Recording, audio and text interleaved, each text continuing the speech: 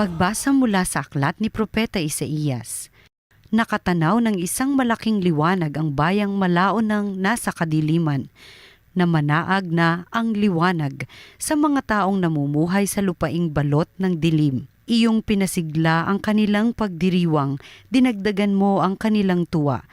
Tulad ng mga tao sa panahon ng anihan, tulad ng mga taong naghahati ng nasamsam na kayamanan, nilupig mo ang bansang umalipin sa iyong bayan. Tulad ng pagkalupig sa hukbo ng Madian, binali mo ang panghambalos ng mga tagapagpahirap sa kanila, sapagkat ang panyapak ng mga mandirigma, ang lahat ng kasuotang tigmak sa dugo ay susunugin, sapagkat ipinanganak para sa atin ang isang sanggol na lalaki. Ibinigay ang isang anak sa atin, at siya ang mamamahala sa atin. Siya ang kahangahangang tagapayo, ang makapangyarihang Diyos, walang hanggang Ama, ang prinsipe ng kapayapaan. Malawak na kapangyarihan at walang hanggang kapayapaan ang ipagkakaloob sa trono ni David at sa kanyang paghahari, upang matatag ito at papanatilihin ang katarungan at katwiran, ngayon at magpakailanman. Isasagawa ito ng makapangyarihang Panginoon. Ang salita ng Diyos. Kahit sa ay namamalas tagumpay ng nagliligtas, umawit ng bagong awit at sa poon ay ialay, pagkat yaong ginawa niya ay kahangahangang tunay. Sa sariling lakas niya at taglay na kabanalan, walang hirap na natamo yaong hangad na tagumpay. Kahit sa ay namamalas tagumpay ng nagliligtas, ang tagumpay niyang ito'y siya na rin ang naghayag sa harap ng mga bansay na hayag ang pagliligtas. Ang pangako sa Israel lubos niyang tinutupad. Kahit sa ay namamalas tagumpay ng nagliligtas, tapat siya sa kanila at ang pag-ibig ay wagas. Ang tagumpay ng ating Diyos kahit saan ay namalas, magkaingay na may galak yaong lahat sa daigdig. Ang poon ay buong galak na purihin sa pag-awit.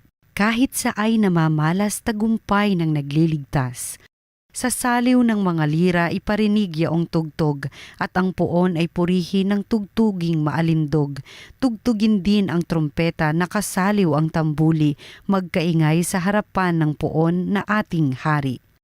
Kahit sa ay namamalas tagumpay ng nagliligtas.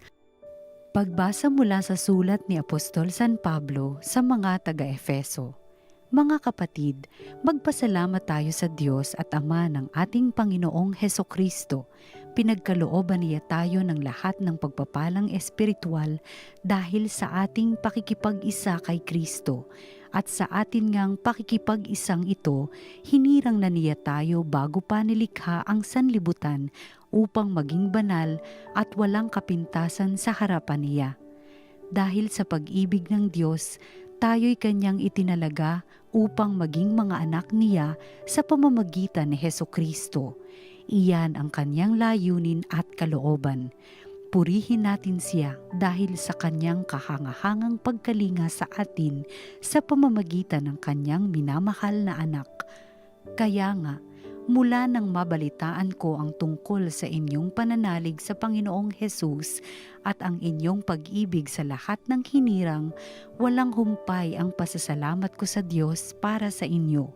Inaalaala ko kayo sa aking pananalangin at hinihiling sa Diyos ng ating Panginoong Hesukristo, ang dakilang Ama, na pagkalooban niya kayo ng espiritu ng karunungan at ng tunay na pagkakilala sa Kanya. Naway liwanagan ng Diyos ang inyong mga isip upang malaman ninyo ang ating inaasahan sa Kanyang pagkatawag sa atin. Ito'y ang kaluwalhatiang inilaan niya sa Kanyang mga hinirang. Ang salita ng Diyos. Salamat sa Diyos. Ang mabuting balita ng Panginoon ayon kay San Mateo. Noong panahong iyon, lumapit kay Jesus ang mga alagad at nagtanong, "Sino po ang pinakadakila sa kaharian ng langit?" Tinawag ni Jesus ang isang bata, pinatayo sa harapan nila at sinabi, "Tandaan ninyo ito, kapag hindi kayo nagbago at tumulad sa mga bata, hinding-hindi kayo mabibilang sa mga pinaghaharian ng Diyos. Ang sino mang nagpapakababa na gaya ng batang ito ay siyang pinakadakila sa mga pinaghaharian ng Diyos. Ang sino mang tumatanggap sa isang batang ganito dahil sa akin ay ako ang tinatanggap. Ingatan ninyo na huwag hamakin ang isa sa maliliit na ito. Sinasabi ko sa inyo, sa langit, ang kanilang mga anghel ay laging nasa harapan ng aking Ama. Ang mabuting balita ng Panginoon. Pinupuri ka namin, Panginoong Hesukristo. Pit Senyor! Pagbati po natin sa lahat ng nagdiriwang ng ating mahal na Santo Niño. Siyempre tayo biglang mga Katoliko, naniniwala talaga tayo sa biyaya ng batang Jesus. Mga kapatid, ang ganda ng Ebanghelyo ngayon kasi sinasabi sa atin na unless you change and become like children, you shall not enter the kingdom of heaven. Wow! Ito ho ang isang napakabigat, maganda, pero mabigat na hamon sa ating lahat. Parang andali, maging bata. Pero alam natin, hindi ganun kasimple. Bakit? Ang sabi ni Lord, the greatest sa kingdom ng Diyos ay yung mga bata. Maging katulad ng bata, isipin niyo yun. Kung sa ating mundo, the greatest are not children, sa langit naman ay yung katulad ng bata. Kabaliktaran ng ating kultura at kinasasanayan sa mundong ito. Pagalingan, palakasan. Naalala ko tuloy itong huling Southeast Asian Games last December. Kung saan ang Pilipinas lumaban, napansin niyo yan? May mga nandadaya, may mga nagsisiraan. Why? Kasi nga lahat gusto maging above the other. Sabi ni Lord, the greatest in the kingdom of heaven is maging katulad ng mga bata. Unless you change. So, ibig sabihin, we need to change yung kasanayan at nagiging kultura sa panahon natin. And to what? Into becoming like children. Humble. Yun ang unang katangian na hinihingi ni Lord. To be humble.